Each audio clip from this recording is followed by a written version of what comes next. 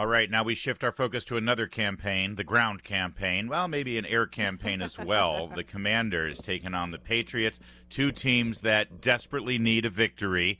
Julie Donaldson, part of the Ace broadcast team there in the booth. What do you think, Julie? It's going to look a lot different on defense is what I know. Well, that's for sure. Two big trades this week.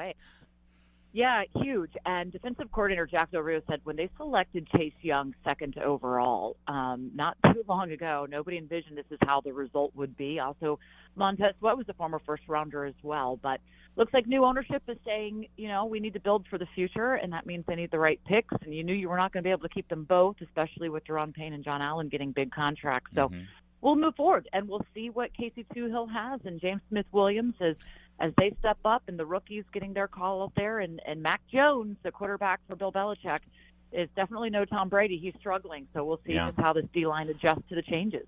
To the trades, though, I mean, would fans be forgiven if they saw that those moves this week as sort of an acknowledgement that this year ain't the year, but we're trying to set up for next year and the years beyond? Yeah, I mean, look, at 3-5, this team is underperformed.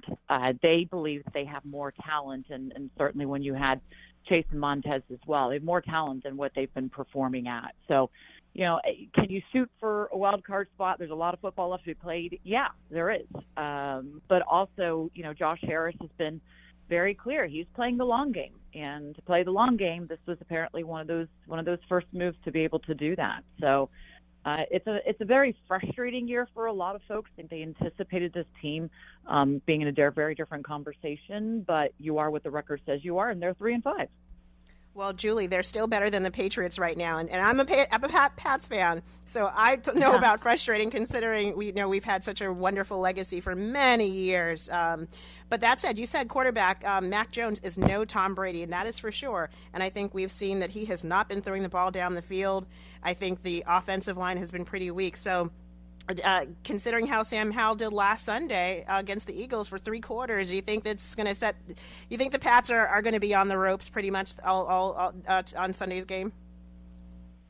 You never know when you're going up against Bill Belichick. This is not the team that we're used to seeing, and of course the quarterback with their struggles. But their defense is going to challenge you. They don't roll over at all. And Belichick's really good at exposing your weaknesses and taking away your strengths. So, you can sit there and say 2-6 and 3-5. It's two teams that, who's going to win out. It is home field for Foxborough. Asked Coach Rivera about that. Do you change your approach? He said no, but it's a turf, not grass, and that has a certain amount of an impact. I don't really know what to expect in games like this. It's like a Dr. Jekyll, Mr. Hyde. There's times where we see, how hard Washington played the Eagles, and then you see what they did to the Giants, and they just made the Giants look like a really great team, and they're not. So it's one of those seasons. Julie, after that Giants game, it looked like coming out against the Eagles last week that they designed plays to get Sam Howell mobile and get rid of the ball quickly, and it seemed to work. He had a pretty solid game for the most part.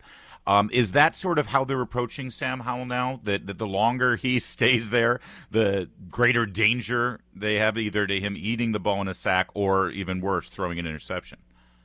I even talked to him yesterday about that and just kind of how the game plan went. So that's what we need to be successful.